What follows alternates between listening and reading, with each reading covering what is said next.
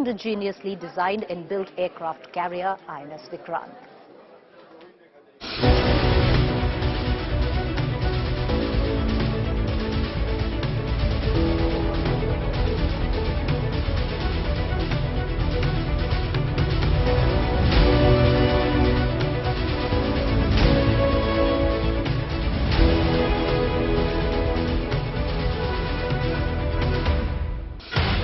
India's largest warship.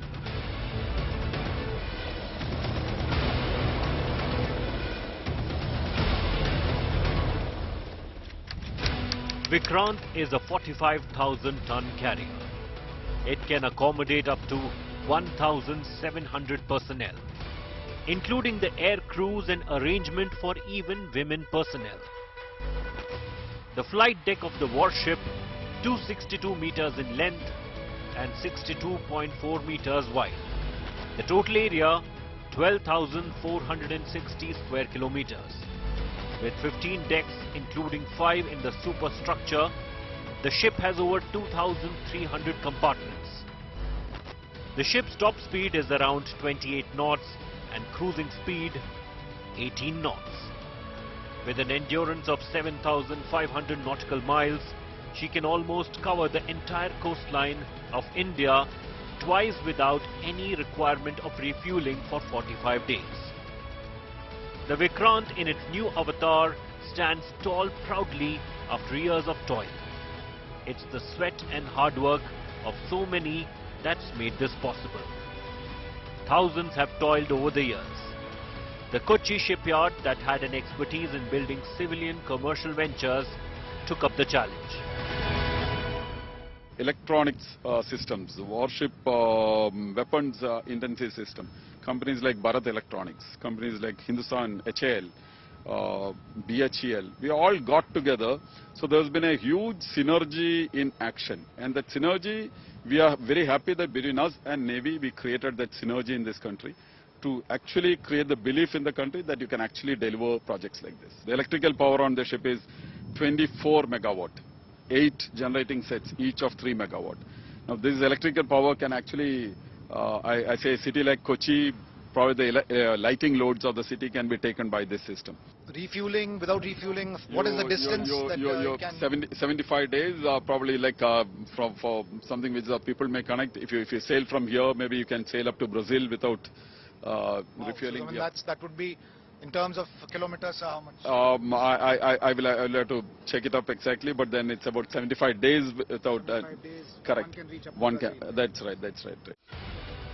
This takes India into select band of 7 countries: USA, UK, France, Russia, Italy and China that have niche capabilities of design and building of an aircraft carrier.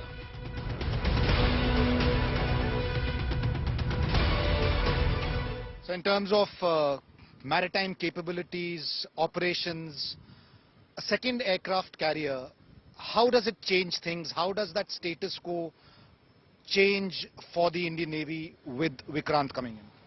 Our planners, since our independence, envisaged a navy built around 4 carriers.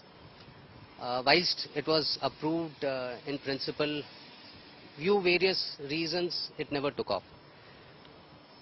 So considering our geography, our importance of sea lanes of communication for our economy, with our economy on a growth tangent which is unmatched in the past, it is imperative that we have not just the second but the third carrier also. So what does a carrier bring? It brings a potential to undertake operations in any type of scenario, from peace to combat scenario. All kind of missions, operations can be undertaken by a carrier. Indian Navy's previous aircraft carriers were acquired from UK and Russia. India's first aircraft carrier acquired from the UK in 1961 that was decommissioned later was also called Vikrant. A new Vikrant is expected to live up to its name, that means victorious and gallant. As per naval tradition, ships never die. And in keeping with this tradition, the indigenous aircraft carrier is back in a new avatar with the same name, Vikrant. Jayam Samaha Yudhis Pradaha. We defeat those who dare to fight with us.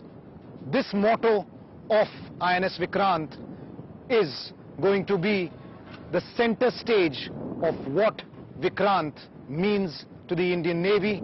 This is a clear message that Vikrant will not only embolden the firepower of India's maritime security agencies, but will also make sure that the adversary is always 2 steps behind.